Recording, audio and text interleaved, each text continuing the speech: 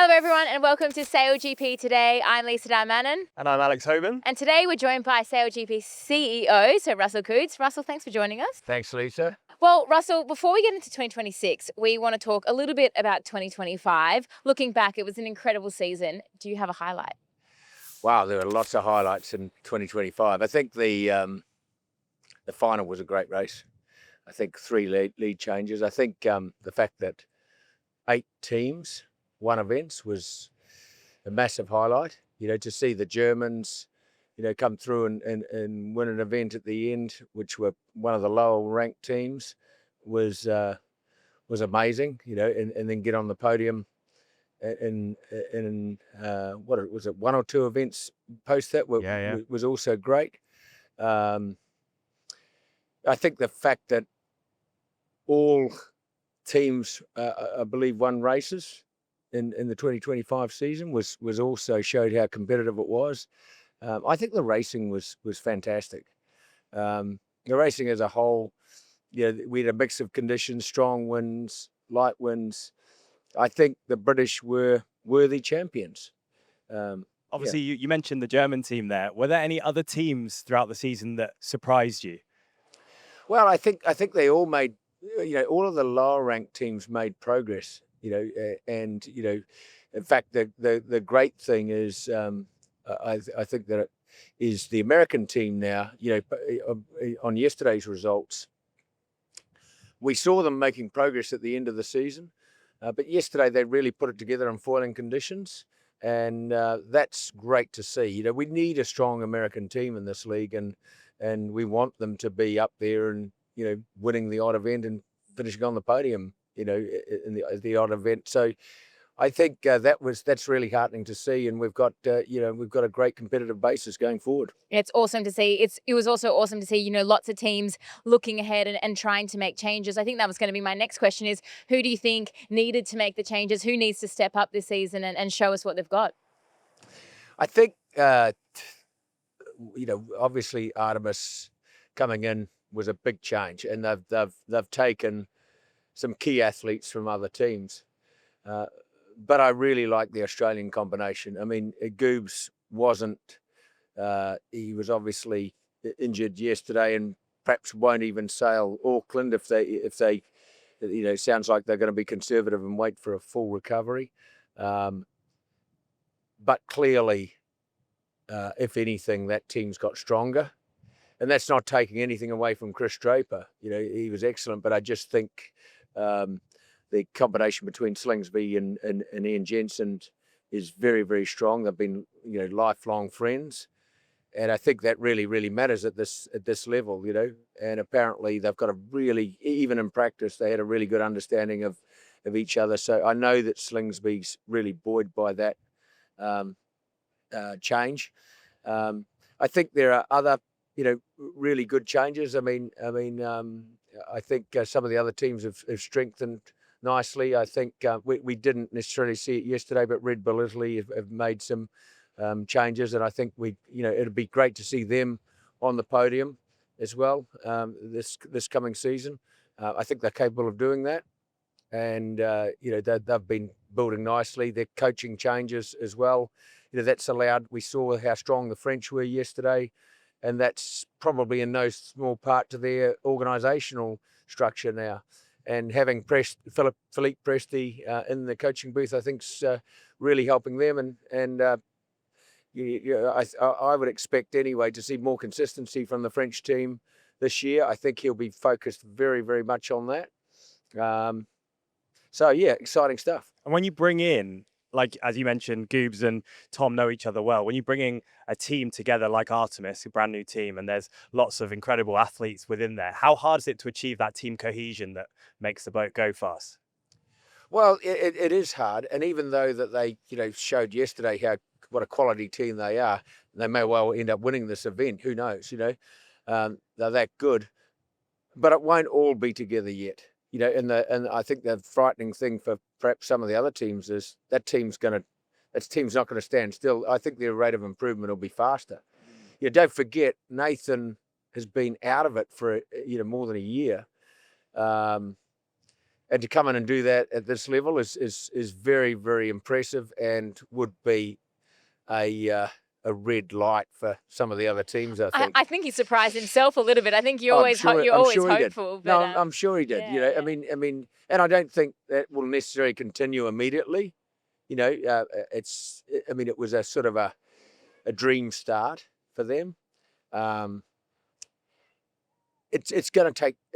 They will improve with time, is what I'm saying.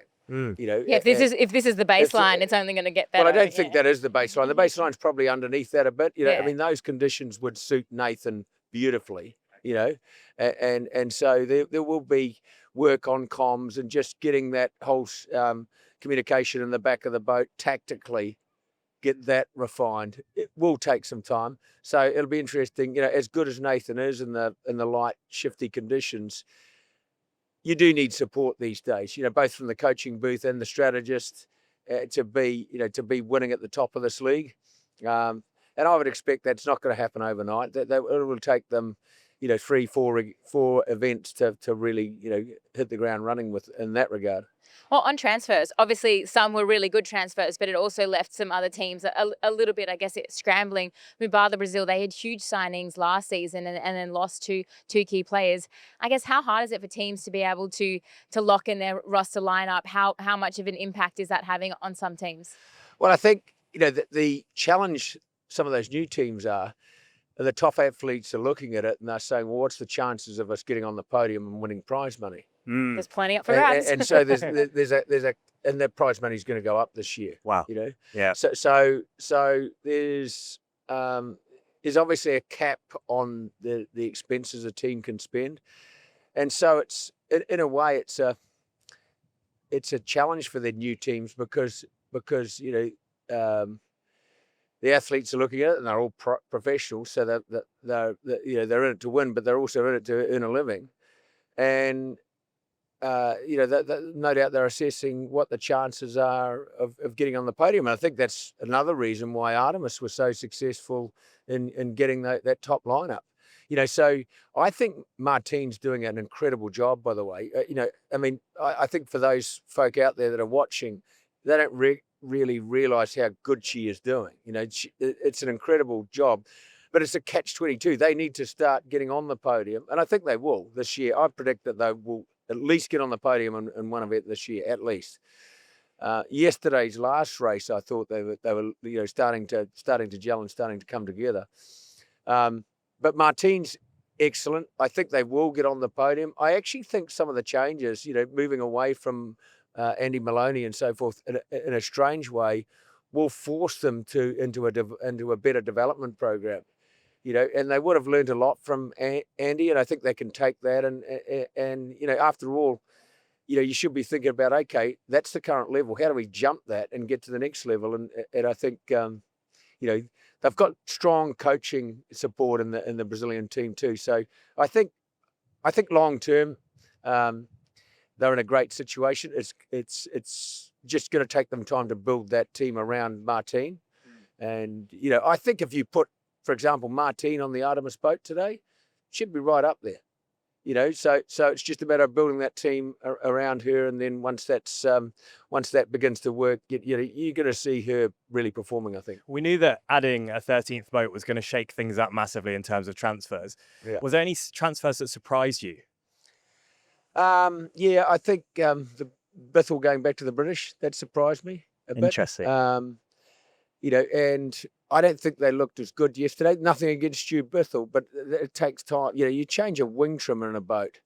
That's a major change. You know, and it's, I think the fact that we now have a training centre coming online is really going to up the game for these teams. You know, right now they really haven't had the capability to train athletes, and I think a lot of the teams, if I was running a team, I'd be looking at not only training the existing athletes, but I'd be looking to who the future young superstars are in the sport. I'd be grabbing them early. Getting them to Pensacola. Probably getting them cheap, you know, Yeah. getting them early, signing them up, get them on contract, and get them to Pensacola and be training them, you know, because I think, you know, all of these people that we're talking about, they're not spring chickens anymore. and a seasonal role plays pretty quickly, 2 seasons role plays pretty quickly. It's pretty clear what the future is to me anyway. And it's not having 35, 40-year-olds on board the boat. There's plenty of young talent out there that, with the right training, would be capable of stepping in and I think upping the game. Yeah, I think it's awesome. Like, there's so many teams that are now bringing pathway athletes on, getting them in the sim, being involved here at the events, and then being able to get out on the water and train not at an event. It's just going to be gold. I saw some of the young Artemis athletes training in the sim yesterday, and you can just imagine them. I mean, what an opportunity.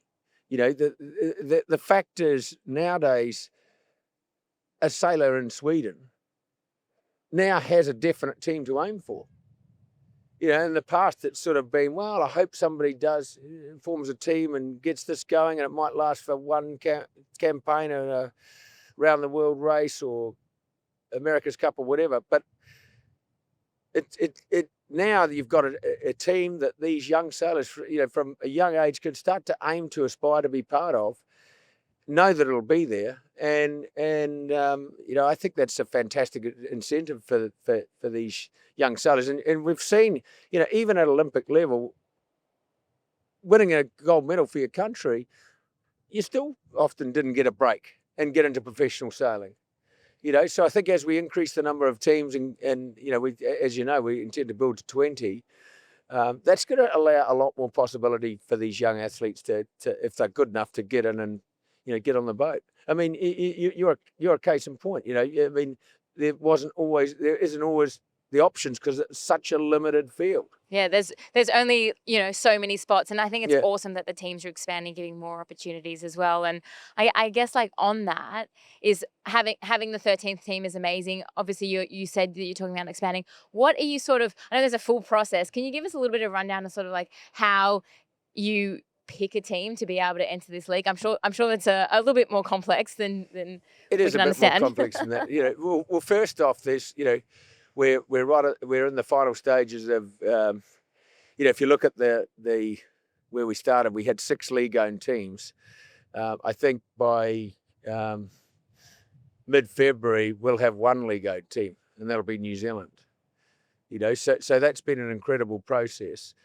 And I think, it wouldn't surprise me at all if the New Zealand team was sold in the near future as well. There's some definite interest around that. So new teams coming on board. We've already, as I've said publicly before, Team 14 is sold. It's not announced yet, but it's sold. And they are gearing up for the 2027 season. So that's in play. And we're in market. We're sort of in market, but about to officially go to market for teams 15 and 16. So exciting news, I think. Yeah, that's awesome. Really exciting. And in terms of expansion, we also have venues that we're expanding to. We've got the incredible Perth here and the long-awaited Rio de Janeiro. What do you look for when it comes to venues and new venues, adding them to a calendar? Well, I think that the thing that strikes me about Perth is the Western Australian government, the local government, Western Australian tourism, local business, the fans, sold out venue. Everyone's super passionate about this and wants the event to work, generally wants the event to work. And I think, so that's number one for us. We're really looking for venues that, when you walk around here, the vibe is high.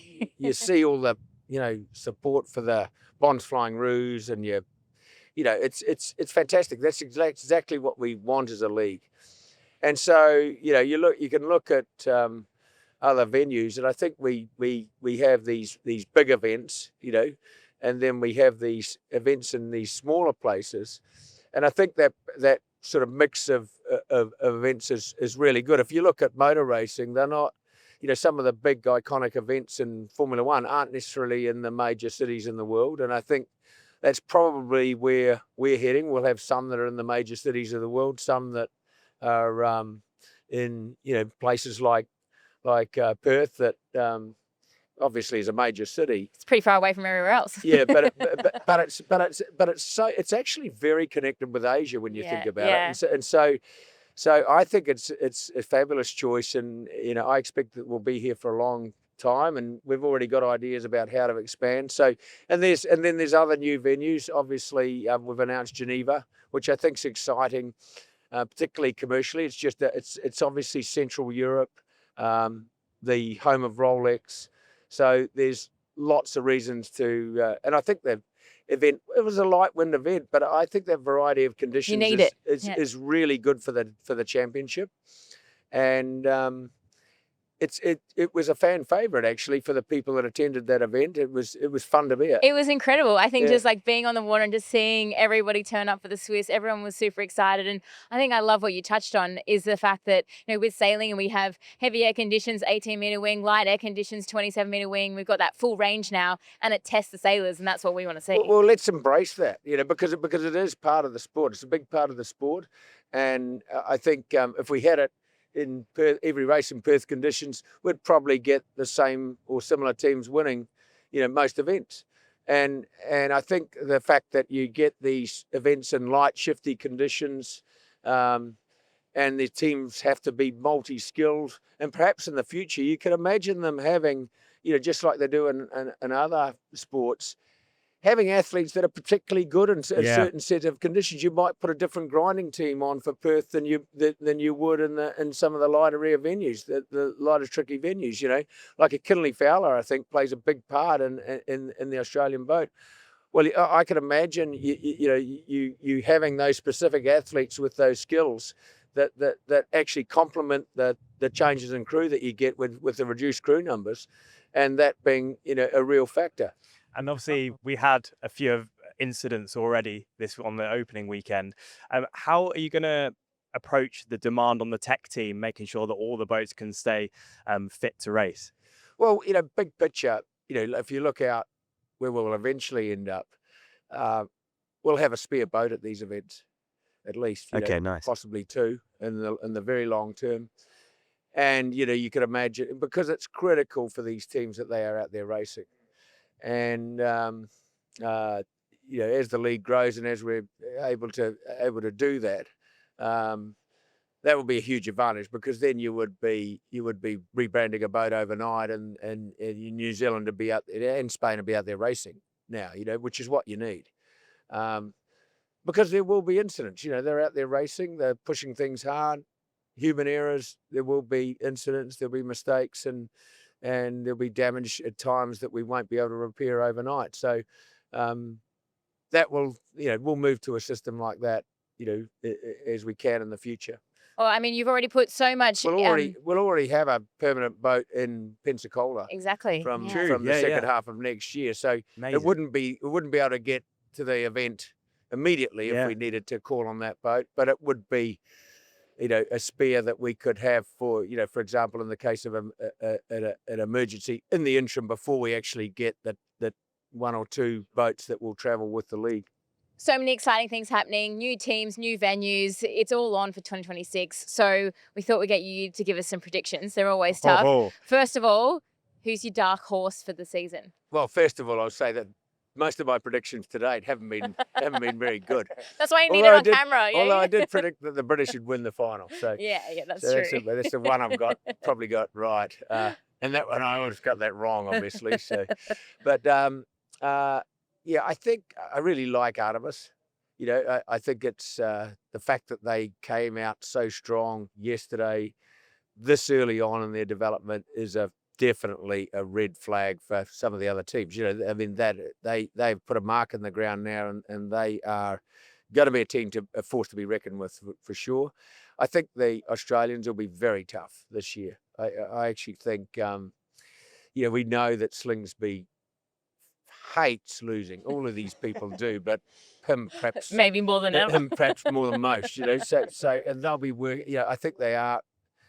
It's got their 100% focus, to get back to the top of this league. They want that title again, and they want it badly. I think they're going to be very strong. I think I've already said it, but the French, their reorganisation, I think, makes total sense. and they've commercially, they're now one of the strongest teams in the league. So they can and they've got long-term partners. So they are a profitable team. They can plan things well in advance and start to, for example, really invest in future athletes and so forth. That commercial side does give you an advantage. So I think the teams that are already commercially profitable, like the British, like the French, like the Brazilians, like the Australians, it gives them the ability to really plan out long term and start real discussions with future athletes, start real training programs with future athletes. So I think, the teams that are trying to work on their commercial programs, the ones that aren't yet profitable, I think that's a key focus for them, actually, is to get partners on board, to help their competitive. Give them resources to do exactly what they need to win. Exactly what they need to do to win. Yeah, that's the words I was looking for. Yeah. Okay, we're gonna put you on the spot. If you had to pick a season winner for 2026, who would you pick? Bond's Flying Rouge. Bond's Flying Rouge. You heard it here first. Thank you so much, Russell. I know you covered so many topics, so we really appreciate you sitting down with us and giving us some insights into the behind the scenes of SailGP. Thank you, Russell. Thank you. Thanks. Thank you, everyone, for tuning in today. We will see you next time for another SailGP Today.